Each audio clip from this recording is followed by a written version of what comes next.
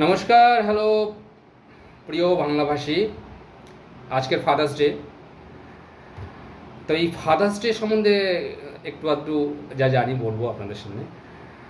তো father's day আবিষ্কার কীভাবে হলো, মানে ফাদার্স ডে কেন পালন করা হয়? তো 1908 সালে আমেরিকার এক চার্চে মাদার্স ডে পালন হয়েছিল।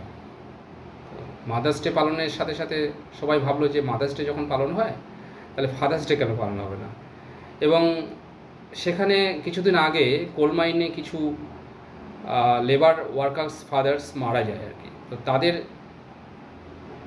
জন্য একটা ফাদার্স ডে চালু করা হয় এবং সে বছরই একমাত্র হয়েছিল ফাদার্স ডেটা।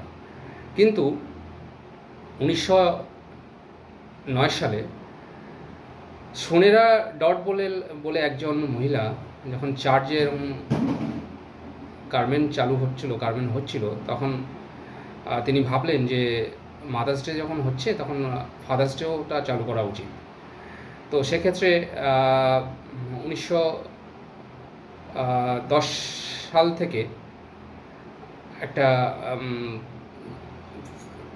জুন মাসের 3rd সানডেতে আর ফাদার্স ডে চালু করেন উনি। অ্যাকচুয়ালি ওই সোনেরা ডট যিনি ভদ্রমহিলা, উনি ক্যাম্পেন করেন, ওনার কলোনিতে সব জায়গায় লেখালেখি করেন, বিভিন্ন জায়গায় লেখালেখি করার সাথে সাথে 1916 সালের তখনকার প্রেসিডেন্ট, আমেরিকার প্রেসিডেন্ট একটা স্বীকৃতি দেয়।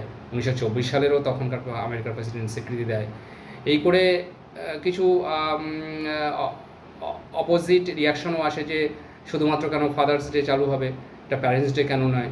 এই করতে করতে 1972 সালে মানে সরকারিভাবে 5 জুন ওনার বাবার বার্থডে ছিল, 5 জুনকে উনি করতে বলেছিলেন, বাট 5 জুন যেটা হয়নি, তখন একটু পিছিয়ে বললেন যে এটা 3rd সানডেতে করা হোক। এবং সেই থেকে সরকারিভাবে কিন্তু এই ফাদার্স ডেটা চালু হয়।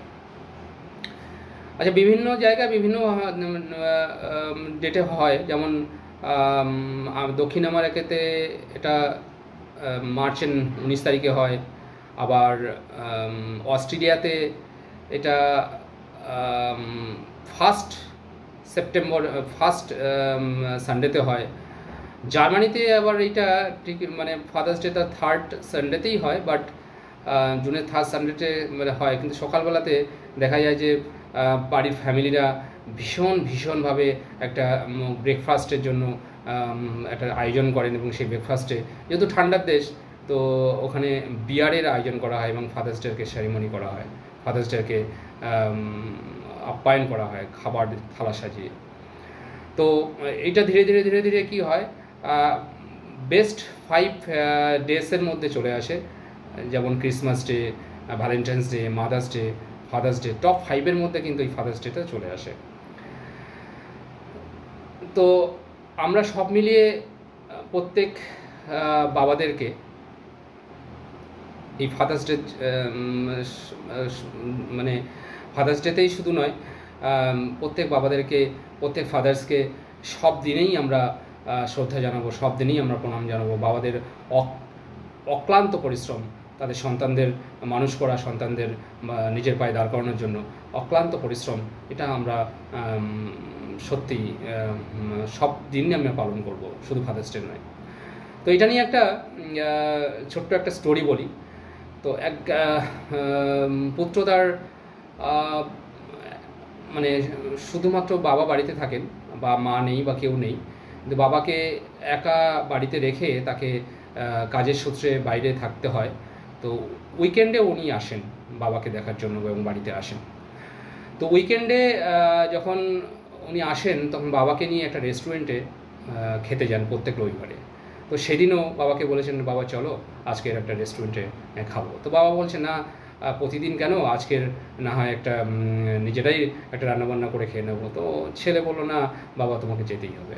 আর বাবার খুব বয়স হয়েছে, বাবা মানে মানে হাত পা কাঁপে, নিজের পায়ে ঠিকঠাক করে চলতে পারে না, তবুও একটা গাড়ি রিজার্ভ করে বাবাকে কিন্তু একটা 5 স্টার হোটেলে রেস্টুরেন্টে খেতে নিয়ে গেছে। তো সেখানে বাবা কিন্তু নিজের হাতে খেতে পারছে না, হাত কাঁপছে।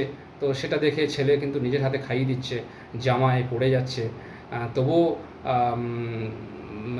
খাবার খাইয়ে দিচ্ছে, এবং অবশেষে খাবার খাওয়ানোর পরে জল খাইয়েছে, জলটাও কাঁপতে কাঁপতে, গলা কাঁপতে কাঁপতে জামায় পড়ে গেছে। তো অবশেষে খাবার কমপ্লিট করে এক ওয়াশরুমে গিয়ে বাবাকে পরিষ্কার করে যখন বেরিয়ে যাচ্ছেন পেমেন্ট করে, তখন ভেতর থেকে আরেক বাবা ডাক দিলেন, বলছে, শোনো, তুমি কিছু ফেলে যাচ্ছ না? বলছে, না, আমি তো কিছু ফেলে যাচ্ছি না। বলছে, না, তুমি কিছু ফেলে যাচ্ছ। তুমি একটা লেসন দিয়ে গেলে সব ছেলেদেরকে, ইয়াং জেনারেশনকে, যে এভাবেও প্রত্যেক বাবা মাকে শ্রদ্ধা করে খাওয়ানো যায়, এইভাবেও প্রত্যেক বাবা মাকে পালন করা যায় বাচ্চার মতো করে। আর প্রত্যেক বাবা মাও একটা লেসন পাচ্ছে যে আজকের জেনারেশনেও এমন ছেলে হতেও পারে, এমন ছেলে তাদের বাবা মার প্রতি শ্রদ্ধা ভক্তি রেখে চলতেও পারে, দেশ মানে বাবা মাকে দুমুঠো অন্ন জোগাতেই পারে। এটা একটা লেসন, বড় লেসন। তো সত্যিই তাই, প্রত্যেক বাবা মাকে আমাদের শ্রদ্ধা, প্রণাম এবং ভালোবাসা দিয়ে শেষ দিন পর্যন্ত আগলে রাখতে হবে। নমস্কার।